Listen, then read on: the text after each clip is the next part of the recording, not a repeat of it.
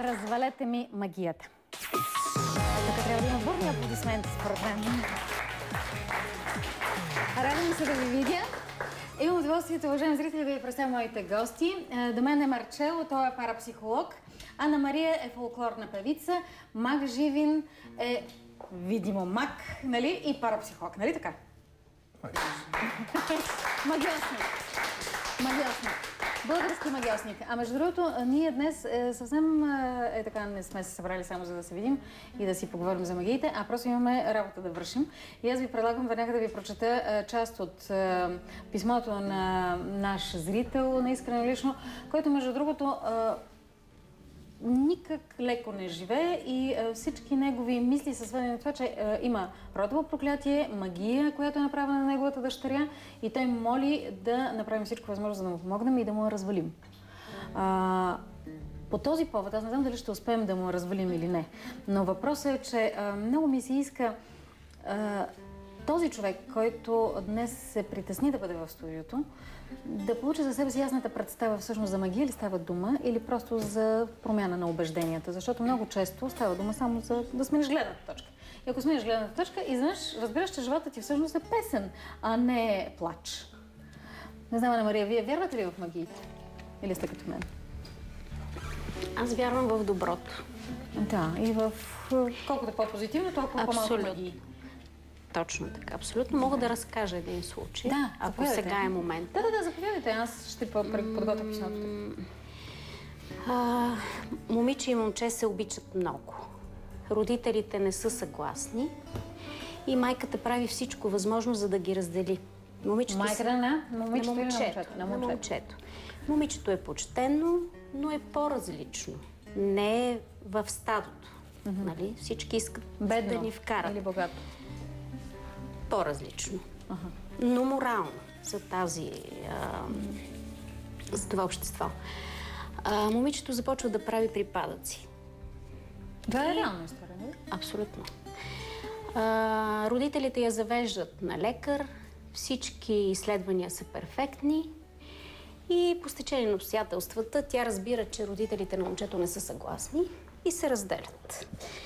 Във времето, някъде в период от 5 години, умират двете деца на тази жена, нейният съпруг и тя остава съвсем сама. Защото всички в населеното място казват, че майката се занимава с еди какви си неща. С магии или не знам точно какво е това. И съм склонна да вярвам, че има такива неща и се случват, но не трябва да обременяваме тези, които са след нас. Само заради дребните ни желания. Марчела, вие вярвате ли в магията? Знаете ли, когато бях малък, не. След като се сблъсках с живота, мисля, че има. Както има доброто, така има и лошото. Има хора, които просто, как да ги нарека, няма какво да правят и понякога завиждат. И си канализират енергията. Да, достатъчно е не да бъде магиосник. Не да...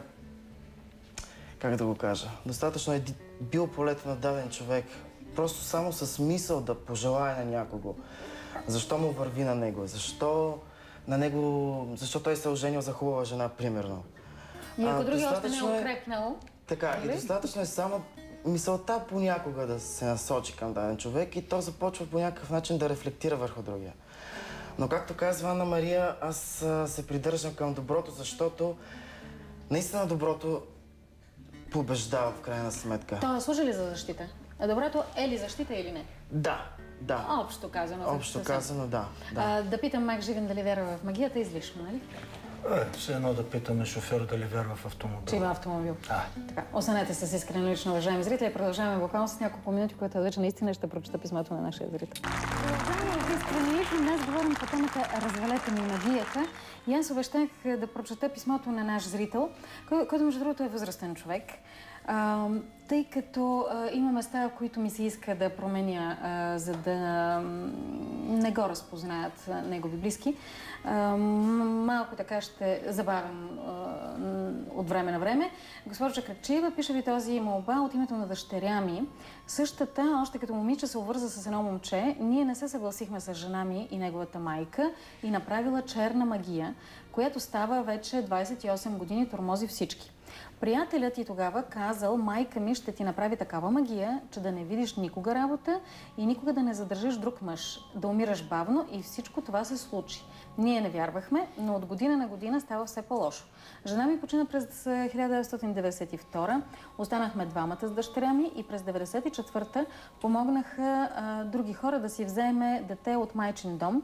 Оказа се, че не може да забремене, правила е 3 пъти операции, взела си едно момиченце, красила го по някакъв начин и сега това дете е на 16 години.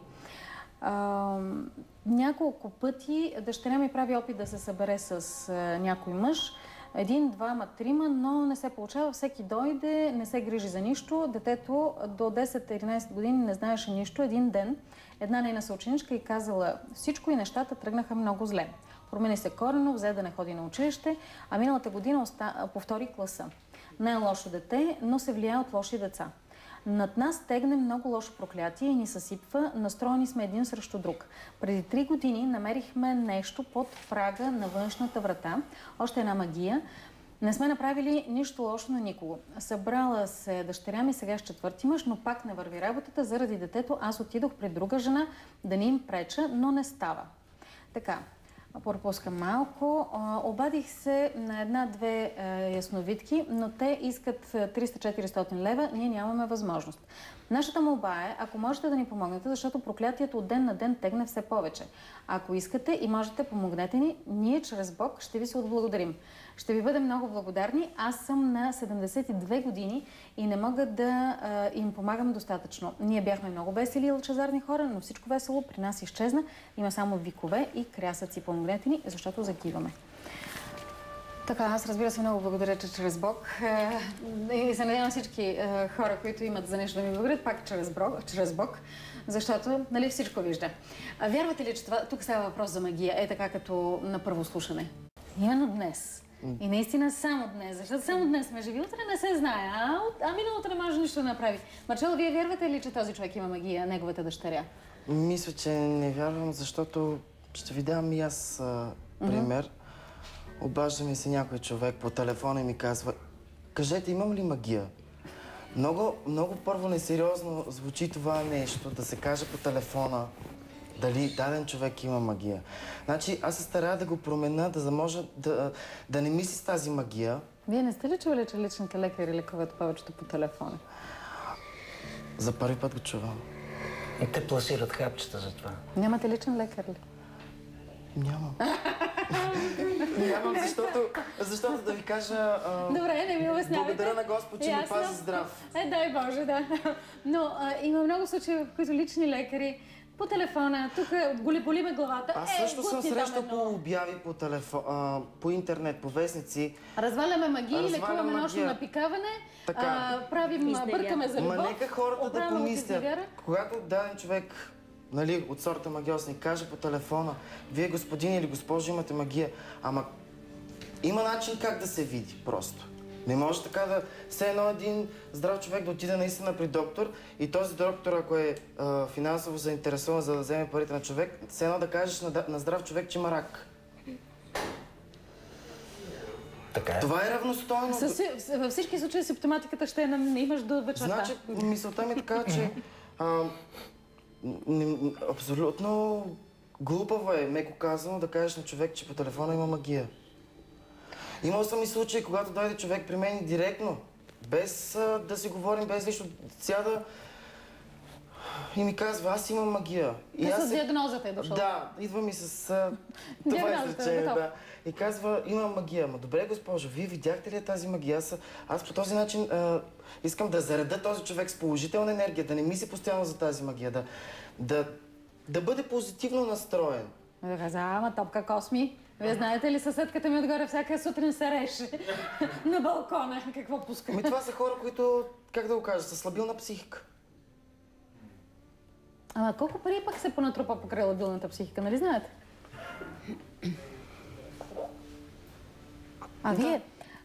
Вие какво, опитвате ли се някакси да ги излекувате или за вас това са безнадежни случаи? Да, успявам. Не искам да се хваля в момента, много така излиза, но в повечето случаи, когато човек се тръгне от мен, винаги си тръгва с усмивка. Идва втори, трети път. Подскажи на един крак, вътре в себе си. Не ми се е случвало, но... Вътре в себе си, в душа. Да, може би да. И виждам го това нещо, естествено, в него. Самия аз съм такъв положителен човек. Хареса ми да давам на хората положителна енергия, да ги зарежда с положителна енергия. Да, обаче, тук много ми хареса. Не взима всякакви клиенти, защото не иска да му се изпива енергията за 10 лева. Не разбрах? Чете, какво пише за вас в моята информация? Не взима всякакви клиенти, защото не иска да му се изпива енергията за 10 лева. Много ми хареса. В смисъл, че не иска да му се изпива... Вие не искате да ви изпиват енергията за 10 лева? Да, точно така. В смисъл такъв... Не е въпросът за 10 лева. Въпросът е, че няма смисъл да реда опашки и аз да слушам... Претоварвате? Да се претоварвам, да. Достатъчно ми е двама човека, които, примерно, наистина по телефона съм разбрал, че мога да поговоря с тях. А не, както казахте вие, безнадежно има някой случай, просто... Господ не може да ги им помогне. Да, никой.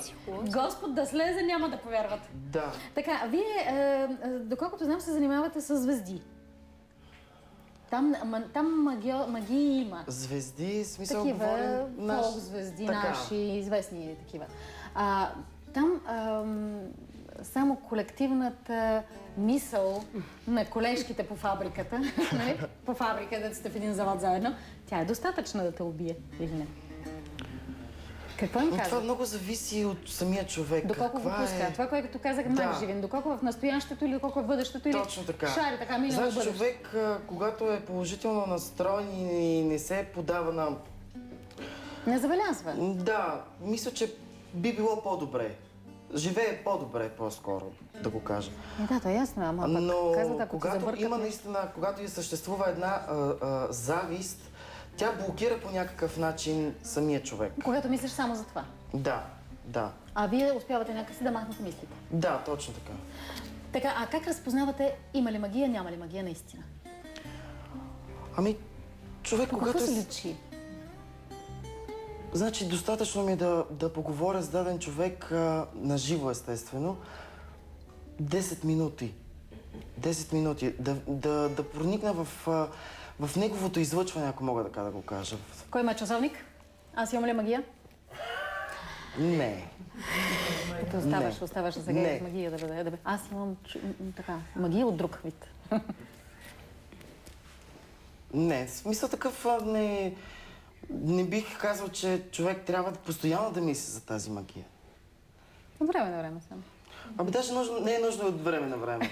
Нека стане човек сутрин рано, да си пусне музика, и да си изчисти за мен магии не ме ловят. Аз съм здрав, аз съм прав и благодаря на Бог точно за това, така. на небесата. Да си върви човека по пътя, да си върши работата, да се радва на семейството си.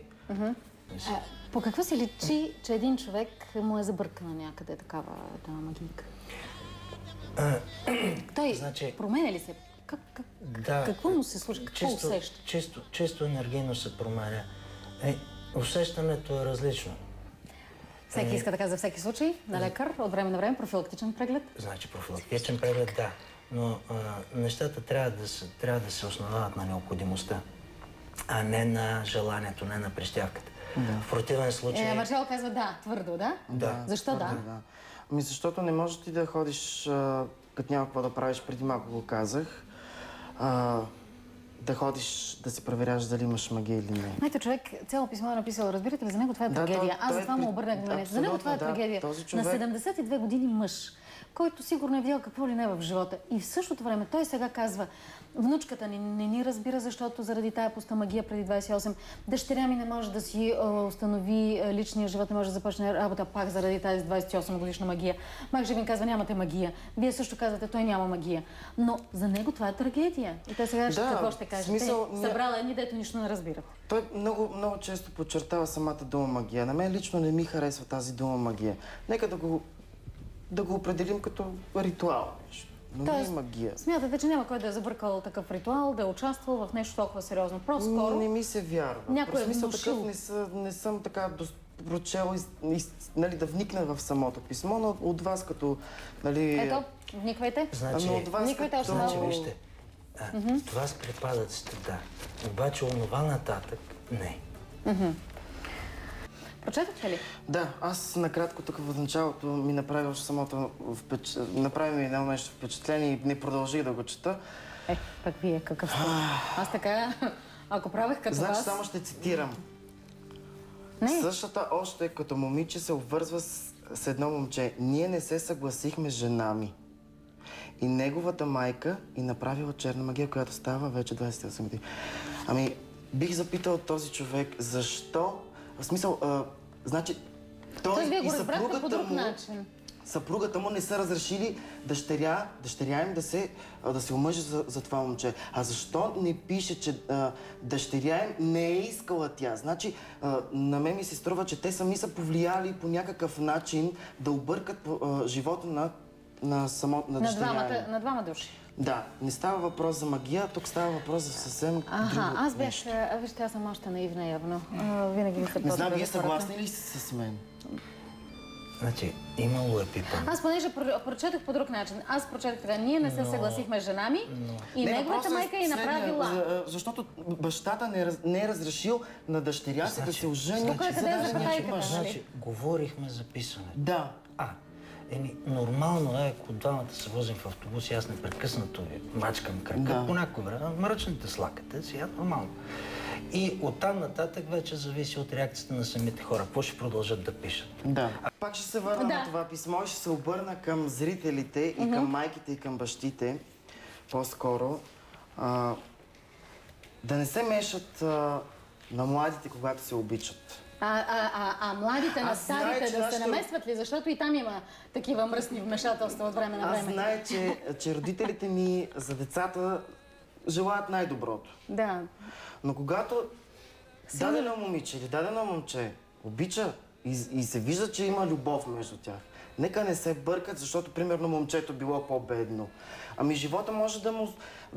утре да спечели от тото и ще стане богат и после ще съжалява защо не се оженил Пък за и не е същото богатството, момче. само е щастие. Така. Именно, да, давам примери. А младите на възрастните дали да се бъркат? Защото примери в нашите дни колкото искате също. Ами пак по същия начин, не трябва да се бъркат. Любовта е за всички, и за стари, и за млади. Браво!